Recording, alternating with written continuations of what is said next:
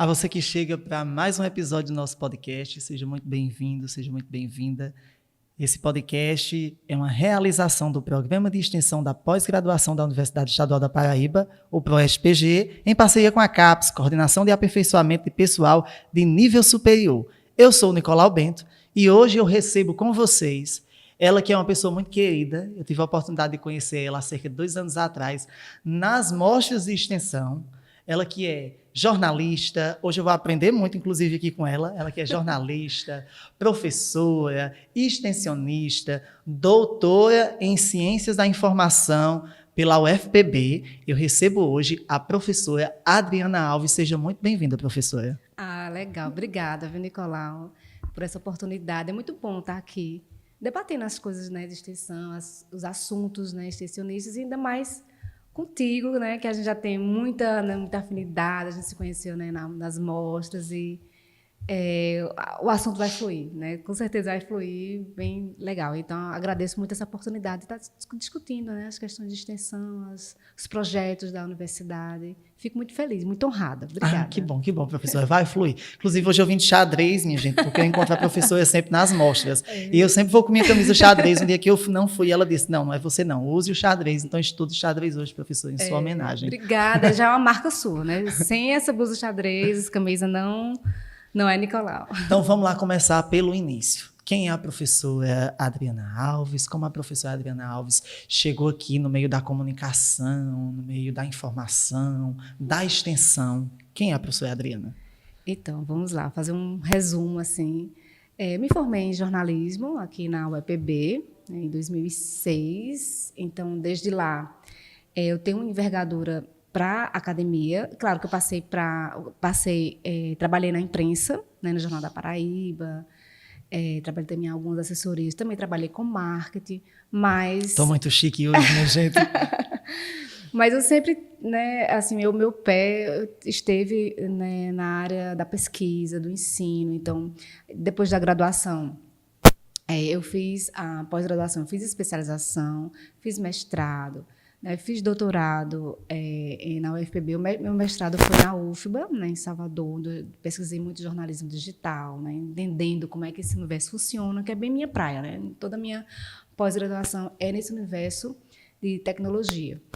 E no doutorado eu também estudei esse universo. E aqui eu cheguei aqui por meio do pós-doutorado, né, na qual estou desenvolvendo também essa pesquisa sobre o uso das plataformas nas redes sociais para a comunicação pública da ciência. Então, eu cheguei aqui com essa proposta, né, e, evidentemente, por meio do ProEST-PG, né, que foi um projeto muito interessante, que tem muito potencial, né, para divulgar mais as questões, né, os projetos, o que é que os pesquisadores estão, né, de fato, pesquisando, esse diálogo, né, com a universidade. Então, eu cheguei com essa missão de fortalecer essa comunicação pública da ciência, que também é minha área, né? Então, ensino, pesquisa e extensão. Então, ontem, quando o professor Arlindo fez a abertura do segundo Diálogos, eu gostei muito do que ele falou, que é um professor, ele precisa ter essa tríade com ele, né? Que ele falou assim, uma relação indissociável. Então, eu também compactuo com essa ideia dele de que assim, o professor ele se forma no ensino, na pesquisa e na extensão, essa tríade, sim. Não é? Que é o pilar, né, de um professor. Então, eu estou nessa tríade, né? Estou nessa tríade, assim, tentando, né, assim, fazer com que esses projetos de extensão do ProEST-PG eles se fortaleçam enquanto projetos de extensão na universidade, com esse intercâmbio com a sociedade, né, com o público extramuro, né, assim, ou seja, além dos muros da universidade. Então, a comunicação pública da ciência ela tem essa missão, não é, de abranger esses tentáculos informacionais, digamos assim, né, esse ecossistema informacional que vai além dos muros da universidade, porque muitas vezes estamos na universidade, estamos nos nossos laboratórios, nos nossos departamentos, mas a gente não conhece o que é que o outro colega está fazendo, né, o outro curso está fazendo. Tem pessoas que não conhecem as dependências da universidade. E a gente também tenta estabelecer essa comunicação dentro e fora, muito mais fora. Né? Então, com as mostras científicas, né, que nós participamos, teve esse viés, né, de estabelecer essas informações, essa comunicação científica para a sociedade. Então, a comunicação pública tem essa missão e a universidade fundamenta, né, possibilita, né, com a agência de fomento, né, com os professores engajados, com as professoras que entendem que essa filosofia é realmente importante para a universidade, dentro do âmbito da universidade. Então, eu cheguei aqui com essa missão de fortalecer, né, de enriquecer mais ainda essa comunicação pública via canais informativos nas redes sociais. Minha gente, ela é sempre essa paz, assim. Adoro ela. Professora, seu GT, o seu grupo de trabalho, vai falar sobre popularização da ciência. E aí eu já quero perguntar, ainda é difícil fazer essa popularização? Quais são os desafios? A gente aqui na universidade ainda fala muito difícil, ainda fala uma linguagem que as comunidades não abracem. O que é que falta para que essa ciência se popularize? Pois é, Nicolau, ontem no GT, foi ontem, né, ontem à tarde, foi um dos GTs que mais tiveram trabalhos aprovados. Foi uma loucura para a gente também gerenciar o tempo, né? Assim, então, o que é que foi passado, o que foi mostrado lá, o que foi discutido? Esses desafios, os desafios são enormes, assim, sabe? Assim, cada área, né? Porque teve pesquisadores da área da linguística, né? Também fazendo comunicação pública da ciência, o pessoal da área de comunicação, de antropologia. Então, ontem foi assim, um recorte muito interessante assim, dos perfis dos pesquisadores e as pesquisas, né? Então, tiveram pesquisas assim, que você se derrama assim, no seguinte sentido, de muito potencial. Não é? E quais são assim, os principais desafios? Eu não vou falar assim, digamos, como um prognóstico dado, algo fechado, assim, né? Bem longe disso, assim, até porque quando a gente faz ciência, né, o fazer científico, ele é sempre um prognóstico, ele é sempre uma parte de um todo. É uma pesquisa que se desenha, que se estuda, né, uma parte de um oceano muito, muito, muito maior. Assim. Mas nós estamos fazendo... É por isso que a gente faz ciência, né? Porque nós estamos pesquisando, nós estamos assim, deixando a nossa contribuição, a nossa marca científica, a nossa marca de pesquisa, a nossa identidade científica, digamos assim. Não é? Então, quando a gente se debruça com vários, como ontem, né, por exemplo, assim, com uma diversidade enorme de perspectivas, a gente percebe o quão é difícil, quanto é arenoso essa parte. Não é fácil, não é fácil. Cada área tem o seu contexto de dificuldade, né? Tem os seus desafios, mas que também, ao mesmo tempo que esses desafios, eu vejo assim, né?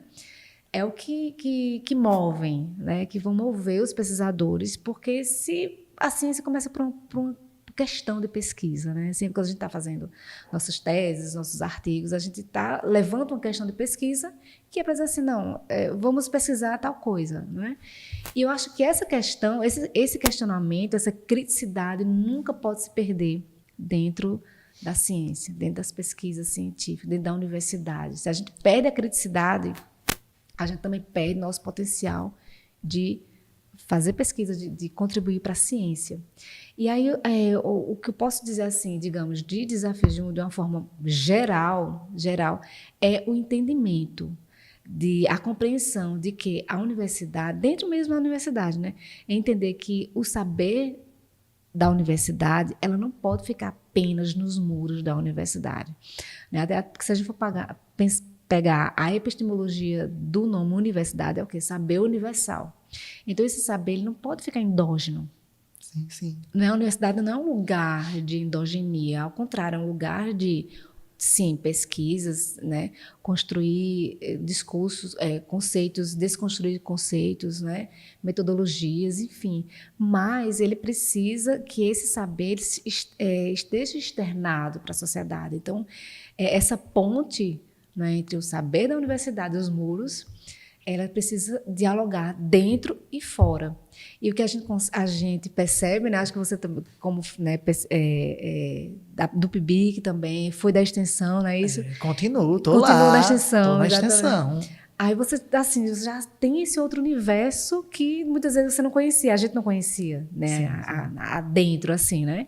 Então é preciso, assim, digamos, convergir, né? Uma convergência de pensamento dentro da universidade, porque o professor entenda que a extensão é importante, né? Que é importante dentro da graduação, na pós-graduação também. Então, a extensão são pesquisas, são projetos que perpassam todos esses níveis, né? Graduação, pós, né? Mestrado, doutorado. Então, se formos pegar o grupo, por exemplo, do Levin, do professor Sérgio Lopes, tem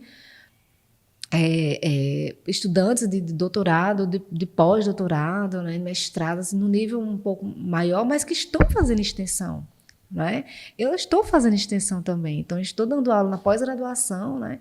na disciplina de Ciências, Tecnologia e Sociedade, mas também estou fazendo extensão. Então, essa convergência de pensamento, principalmente a partir dos professores, dos coordenadores e dos alunos também, essa cultura extensionista, ela precisa se fortalecer mais ainda para que esse diálogo, que vença essas barreiras. E essas barreiras são vencidas quando se coloca em prática, né? Se faz uma mostra, se faz uma ação em determinado público, determinada comunidade, e aí vai se fortalecendo.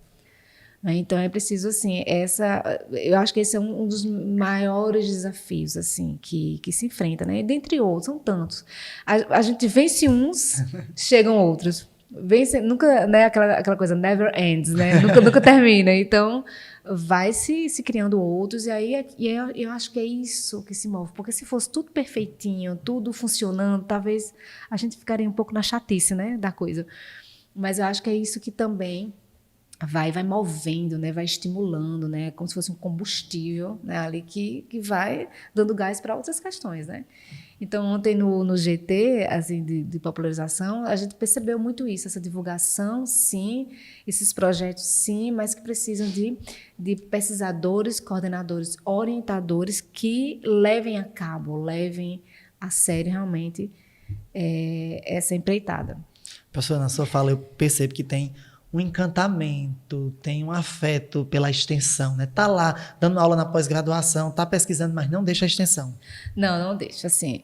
Até porque é algo que tem resultado, né? Embora seja um resultado que não às vezes a gente não espera, a gente faz uma ação e não foi o esperado ali.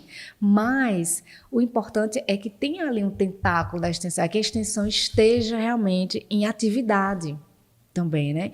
Ok, não deu resultado, então vamos utilizar outras metodologias, vamos traçar novas estratégias, né? Mas assim, o importante é não deixar parado, não deixar na gaveta, né? Então, muito feliz a fala do professor Arlindo de dizer assim, o professor ele tem esse perfil, né? Essa tríade, né?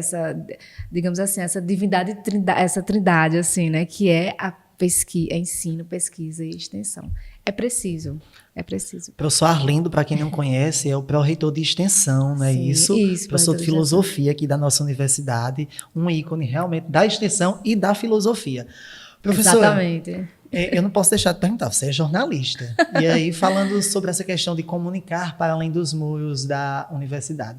A gente tem visto ultimamente nas redes sociais que os professores, os docentes, têm se aventurado nesse meio digital. Sim. E como é que você vê essa questão do aumento dos podcasts, de professores gravando vídeos, conteúdo para as redes sociais? E é preciso que a universidade faça isso. A universidade tem que estar presente nas redes sociais, falando uma linguagem que todo mundo consiga entender, que todo mundo consiga participar. Então, é outro desafio, sabe, Nicolau? Porque é aquela coisa assim... a gente tem visto, sim, os professores, né, tendo essa envergadura, né, nas redes sociais, nas plataformas digitais. Eu acho essa iniciativa que precisa, até porque se a gente vamos pegar o nosso público-alvo, vamos aqui estudar, vamos analisar. O público-alvo da universidade, os universitários são jovens, né? São jovens que estão aqui, estão imersos, são muitos nativos digitais, já nasceram nesse universo, então não tem como. É preciso, sim, fazer essa aliança, né? Tomar as tecnologias digitais como aliados, né? Não como os vilões né, para a comunicação científica. O que a universidade faz talvez assim ainda seja o início de algo que ainda vem muito maior, né? Estamos falando aqui de podcasts, né? Eu trabalho com os perfis nas redes sociais, né? Ou seja, se a gente for pegar o conceito de plataformização da sociedade, então todos os saber científico, ele tem que passar, infelizmente, para o bem ou para o mal, né? O mal necessário, tem que passar por essas redes sociais, pelas plataformas digitais, porque é onde circulam as informações. A ciência hoje é uma ciência aberta, é uma ciência colaborativa, é uma ciência em que os saberes eles estão no mesmo habitat, né? E ele precisa dessa circulação. E circula. Onde é que está a informação hoje? Está nas redes sociais. Ponto. Professora, né? Na minha trajetória, particularmente, eu tenho uma influenciadora que eu sempre assisto o podcast dela, e isso foi que me trouxe até aqui, até o curso. Ela me impactou bastante.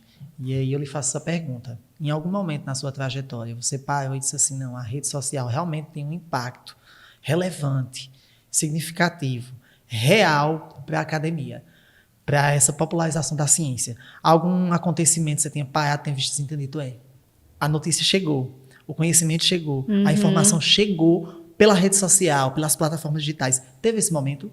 Teve esse, eu vou falar, analógico digital, que funcionou, né? Inclusive foi uma das mostras. Então a gente teve muita direct, recebemos muitos directs, né? E lá no Instagram, no nosso perfil. E com informação, as pessoas querem saber, né?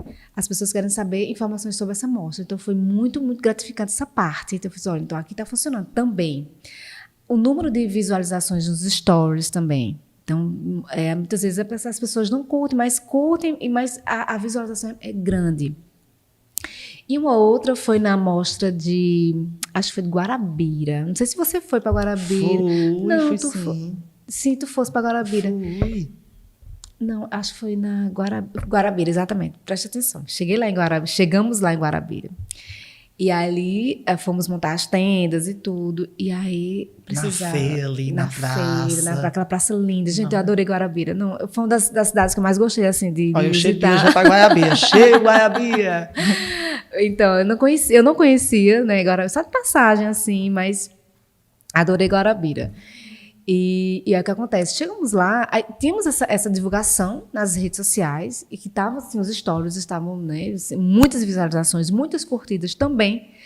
Mas aí o que acontece? A gente percebeu que o público não estava chegando lá na feira, lá no local, na praça. Foi na praça, tinha uma feirinha perto, assim, chamamos uma feira agroecológica também para compor o cenário, né, compor o cenário da amostra. E aí o que acontece? Eu fiz, vamos para o carro de som.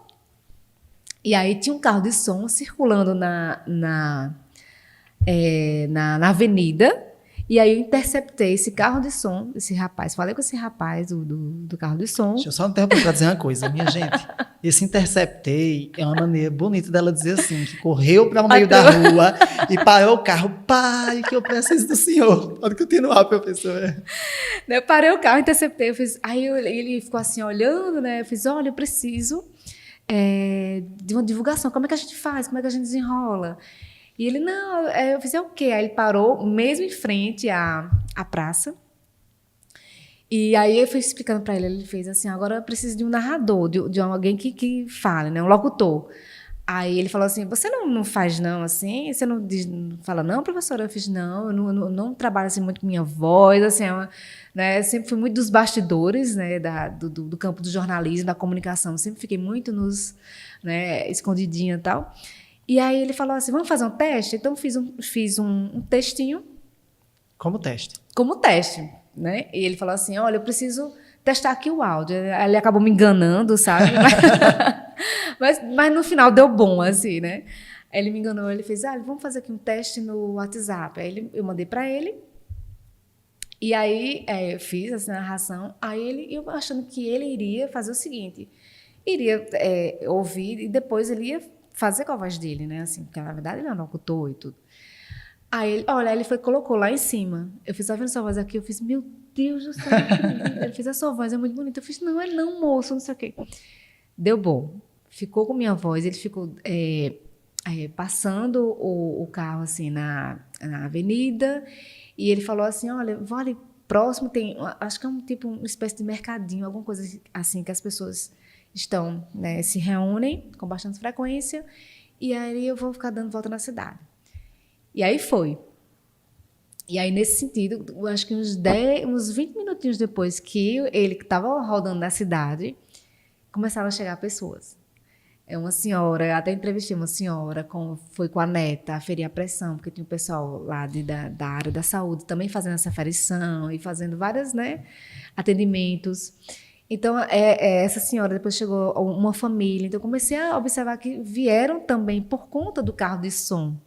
Então, a gente está falando aqui de redes sociais, está falando aqui de plataformização, de comunicação científica pública da ciência via digital, mas o analógico também funciona. Sim, sabe? sim. Porque vai depender muito do contexto. Sabe? Então, tem cidades, por exemplo, Guarabira funcionou muito, né, analogicamente. Antes, a prévia funcionou nas redes sociais, né? Mas lá, né, em loco, funcionou com carro de som, assim. Então, foi ótimo, porque assim, a gente ficou... Porque fazer extensão é isso, a gente chega lá no local, a gente sentir como é que as coisas funcionam, né? Como é que nós vamos agir.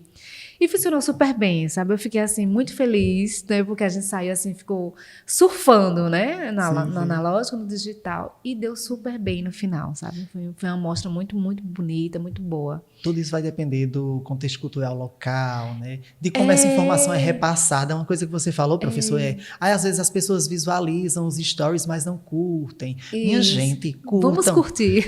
Curtam, comentem. Vai, suba uma hashtag aí no YouTube. Nem que seja assim, hashtag professor Adriana é maravilhosa. Comente, para que a informação chegue mais longe. Mas eu lembro dessa história, foi maravilhosa. Ela correu, parou o carro, gravou, e a voz ficou circulando. Foi uma beleza. Não, e assim, a gente fazendo assim, e ele fez, suba no carro, né? O rapaz pediu para eu subir. E tava um calor, tava muito quente, né? Guarabira, nesse dia tava muito quente, assim. Então, eu muito agoniada com o calor, assim. E ele lá, assim, a gente fazendo isso tudo na cabine, né? Na cabine do carro do moço, assim, né? Eu fiz, não, vai, é assim mesmo. Vou ter que usar minha voz, assim, né? Uma coisa que eu não tenho muito essa performance. Mas é isso, sabe? Assim, a gente sentir como é a extensão. E depois eu gravei um vídeo, né? Mandei para Ana, para alguns amigos. Gente, eu fiquei no carro de som, né? Acabei invadindo Guarabira no carro de som, mas deu super certo. A pessoa, né? O rapaz do carro de som, muito, muito gente boa. Ainda depois, ele ainda parou novamente. Olha, professora, muito obrigada. E agradecer, né? E, na verdade, a gente é que tem que agradecer, né? Porque eu acabei interceptando, assim, né? Desprogramando ele, mas ele também estava com essa programação de fazer propagandas, né, lá no local. E foi muito bom, foi muito divertido. Então é isso, assim, é você vivenciar, né, porque você tem que sentir a cidade, como é que funciona. Aqui funciona dessa forma, mas aqui já funcionou de outra forma, né, em Guarabira, assim. Então é isso, acho que isso aqui é que enriquece, né, enriquece, porque você não tem uma coisa pronta, assim, uma coisa dada. Você vai ali e aí os desafios, né, eles sempre vão permanecer. Sempre vão permanecer em menor ou maior grau, mas vai permanecer porque é assim que as coisas funcionam, né? As coisas são movidas por desafios. Então, foi um desafio muito gostoso em Guarabira. Adorei. Que bom. E é importante que a universidade tenha essa sensibilidade de entender como comunicar em cada lugar, né? Professora, deixa eu ver aqui. A gente falando sobre popularização da ciência, democratização da ciência, quando a gente fala isso, talvez para quem esteja em casa e não esteja dentro do debate, possa parecer que a gente está falando de um desmonte das maneiras técnicas, das maneiras metodológicas de se fazer ciência, mas não é sobre isso que a gente está falando. Não é sobre uma ciência feita de qualquer jeito, a toque de caixa, não. A gente está falando da ciência que é produzida a partir de determinadas metodologias, determinadas técnicas, determinadas comparações, chegarem a outros lugares também, não é isso? É isso. A comunicação pública, né, da ciência, tem uma sigla, né, a CPC, ela tem essa filosofia, sabe, assim, de que essa comunicação que é pública, né, científica e que é pública, ela possa chegar nas pessoas, na sociedade em geral. Por que eu estou falando assim em geral? Porque no contexto hoje, movido, regido pelas plataformas digitais, pelo viés do algoritmo, né? Pelas tecnologias digitais, é impossível a gente fazer hoje ciência sem passar por esses canais. Então, se a gente faz ciência e não passa essa comunicação, né, e não passa por esses canais, a gente não é visto, não somos lidos, a gente não sabe que a gente existe. Ponto. Né? Do ponto de vista, sabe, bem pragmático. Por quê? Porque é onde as informações estão. E a ciência contemporânea, o paradigma científico hoje, ele é regido pelas tecnologias digitais. Então, foi um paradigma que a ciência entendeu, né, que ela não pode apenas fazer ciência no seguinte sentido, apenas fazer o depósito do TCC na biblioteca digital. Né? Isso é uma parte pequena ainda. Isso é digamos assim, a parte mais primitiva, que é disponibilizar nossas teses, nossas dissertações, nossos trabalhos acadêmicos. Né? Isso é uma parte de um todo, de um universo que está em constante mutação. Se a gente for analisar assim, porque, o que acontece? A ciência hoje é aberta, é colaborativa, ela é compartilhada, ela é fluida, Então, o que acontece é esse movimento, esses preceitos, eles precisam estar em rede, mas precisa que essa comunicação esteja em rede. Então, a função da ciência, nesse sentido da comunicação, é de sermos, né, os tradutores. Né? A gente traduz essa linguagem científica para a sociedade. Não é? Então, a ciência ela começa a operacionalizar nesse sentido. Vamos traduzir, vamos utilizar as plataformas digitais. Nós estamos aqui no podcast, mas tem, obviamente, as redes sociais. Tem o TikTok, que o TikTok é a rede social pós-pandemia que cresceu entre as demais. Né? Aqui no Brasil ainda continua o Instagram, né?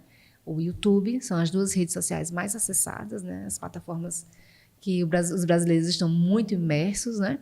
Mas o TikTok, a gente não pode subjugar o TikTok, achar que o TikTok é coisa de adolescente, não. A ciência também já entendeu que o TikTok faz parte, é um canal também dentro desse universo comunicativo.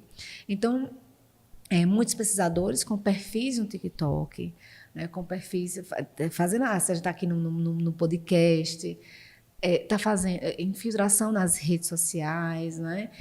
No Facebook nem tanto, porque deu uma queda na audiência aqui no Brasil, né? Sobretudo no Brasil deu uma queda na audiência. No Facebook a gente agora olha para ver data de aniversário. Eu guardo todo mundo lá. Não, ninguém, né, assim, depois do Orkut, que todo mundo fez Orkuticídio, né?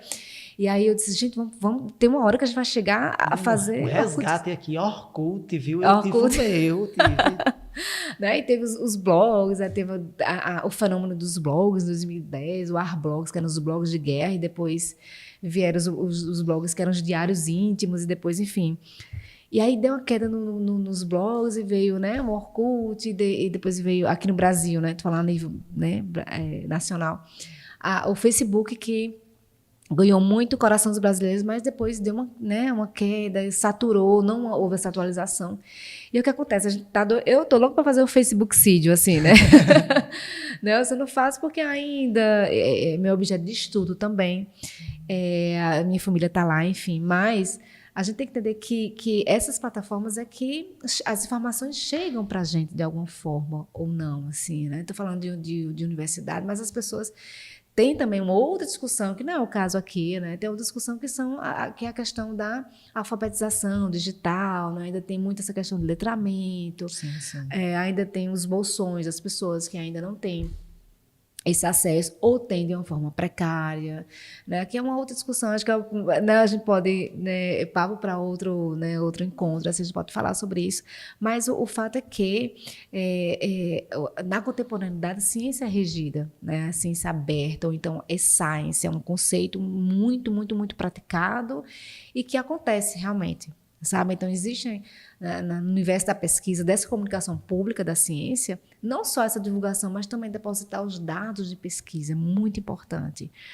Sabe? A gente acha que só disponibilizando nossas teses nos repositórios das universidades, né, Está fazendo ciência? Sim, uma parte. Mas, por exemplo, meus dados que eu usei na minha pesquisa, eu posso colocar apenas os dados, os gráficos, né? As imagens, as tabelas, os quadros, eu posso depositar em um repositório de pesquisa, né, de dados, para que, de repente, vamos supor, você, Nicolau, você possa utilizar os meus dados, ou eu posso utilizar os dados de outra pessoa. Então, isso é muito a filosofia, né? A science, a ciência aberta está muito fundamentada nisso, assim. E o que a gente está tentando fazer, assim, né? A gente está tentando colocar isso em prática na comunicação pública da ciência. E o que é que tem a ver o projeto de extensão com a science, com ciência aberta? Tem tudo a ver. Tem tudo a ver por quê? Porque a extensão, né? Vamos voltar no começo da nossa conversa. A extensão, ela precisa... quer dizer, é prerrogativa, é missão, né? Sair dos muros da universidade. Né? Sair, tem que fazer esse diálogo permanente com a sociedade, porque o saber não pode ficar apenas, né? Nossas teses, nossas dissertações não podem ficar apenas armazenados, né? Nossos computadores, entregue aos vírus, assim, né? Precisa esse saber circulante.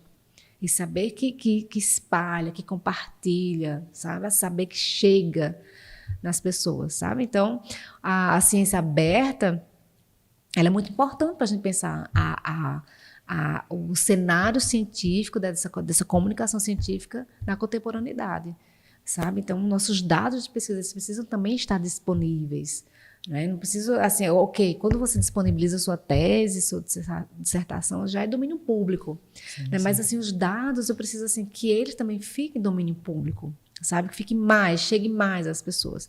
E que isso, no Brasil, está começando a ter essa cultura de repositório de dados. Na UFPB já tem, na UFRN também já tem como fazer o depósito de dados, professores já são capacitados para isso.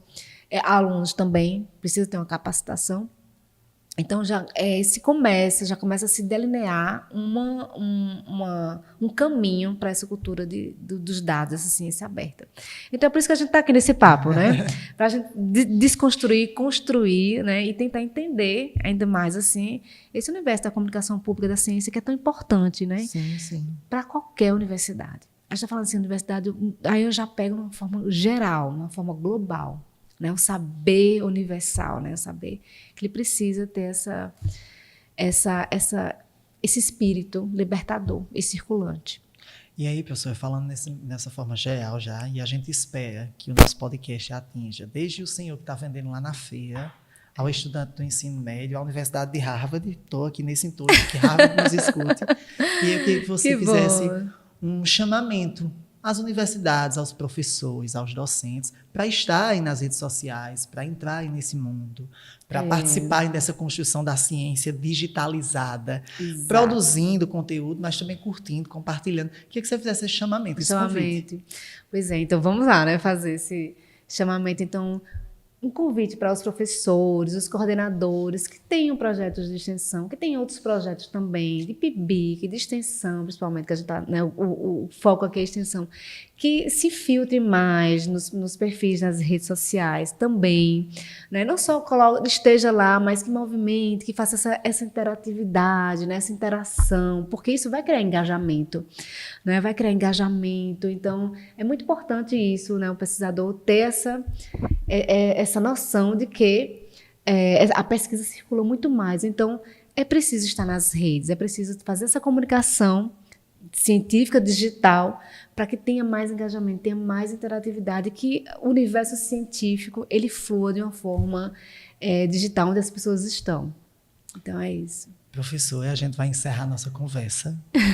Quero muito agradecer, muito de verdade, a sua participação. É sempre muito bom encontrar pelas mostras, pela universidade, agora no podcast. Eu fico muito feliz. Quero muito agradecer, de verdade, a disponibilidade. Dizer que a conversa foi maravilhosa, foi ótima. Acredito que quem está em casa realmente sentiu esse chamado para estar mais nas redes, para compartilhar mais.